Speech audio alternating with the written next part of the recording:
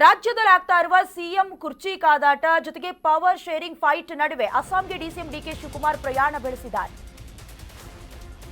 Power fight ಆಗ್ತಾ ಇದೆ. ಇದರ ನಡುವೆ ಈಗ ಅಸ್ಸಾಂಗೆ ಡಿಸಿಎಂ ಡಿಕೆ ಶಿವಕುಮಾರ್ ಪ್ರಯಾಣ ಬೆಳೆಸಿದ್ದಾರೆ.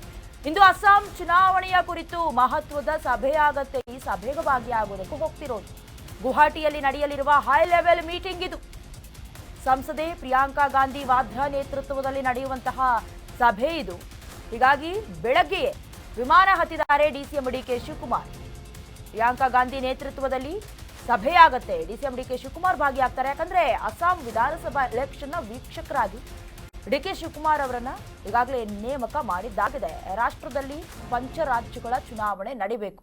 ಸಂಬಂಧಪಟ್ಟದೆ ಕಾಂಗ್ರೆಸ್ ಕೇವಲ ಈಗ 3 ರಾಜ್ಯದಲ್ಲಿ ಅಧಿಕಾರದ ಚುಕ್ಕಾಣಿಯನ್ನ ಸಂಪೂರ್ಣವಾಗಿ ಸ್ವಾಯತ್ತತೆಯಲ್ಲಿ ಹಿಡ್ಕೊಂಡಿರೋದು. ಹಾಗಾಗಿ ಅಸ್ಸಾಂನಲ್ಲೂ ಕೂಡ ಕೆಲವೊಂದಷ್ಟು ಗ್ಯಾರಂಟಿಗಳನ್ನ ಅನೌನ್ಸ್ ಮಾಡೋದ್ರ ಮೂಲಕವೋ ಅಥವಾ ತಮ್ಮತ್ತ ಮತದಾರರನ್ನ ಸೆಳೆಯುವ ಪ್ರಯತ್ನವನ್ನ ಯಾವ ರೀತಿ ಮಾಡಬೇಕು, ಹಾಗೆ ಪ್ರತಿಪಕ್ಷಗಳಿಗೆ ಟಾಂಗ್ ಕೊಡುವ ರೀತಿಯಲ್ಲಿ ನಾವು ಯಾವ ರೀತಿ ಪ್ರಚಾರ ಕಾರ್ಯಗಳನ್ನ ಹಮ್ಮಿಕೊಳ್ಬೇಕು ಸಂಬಂಧಪಟ್ಟಂತೆ ಹೈ ಲೆವೆಲ್ ಮೀಟಿಂಗ್ ಆಗುತ್ತೆ ಗುವಾಹಟಿಯಲ್ಲಿ. ಸಂಸದೆ ಪ್ರಿಯಾಂಕಾ ಗಾಂಧಿ ಅವರ ನೇತೃತ್ವದ ಸಭೆ ಇದು. ಹಾಗಾಗಿ ಡಿಸಿಎಂ ಡಿಕೆ ಶಿವಕುಮಾರ್ ಅವರು ಬೆಳ್ಳಂಬೆಳಿಗ್ಗೆ ವಿಮಾನ ಹತ್ತಿ ಪ್ರಯಾಣವನ್ನ ಬೆಳೆಸಿದ್ದಾರೆ. ಅಸ್ಸಾಂ ವಿಧಾನಸಭಾ ಎಲೆಕ್ಷನ್ ವೀಕ್ಷಕರಾಗಿ ಮೊದಲ ಬಾರಿಗೆ ಡಿಸಿಎಂ ಡಿಕೆ ಶಿವಕುಮಾರ್ ಅವರು ಕೂಡ ಆಯ್ಕೆಯಾಗಿರೋದ್ರಿಂದ ಮೊದಲೇ ಅವರು ನಮ್ಮ ರಾಜ್ಯದಲ್ಲೂ ಕೂಡ ಸುಮಾರು 136 ಕ್ಷೇತ್ರಗಳನ್ನ ಗೆದ್ದುಕೊಳ್ಳೋದ್ರ ಮೂಲಕ ಪಕ್ಷವನ್ನ ಸಂಘಟನೆ ಮಾಡಿದ್ದಾರೆ.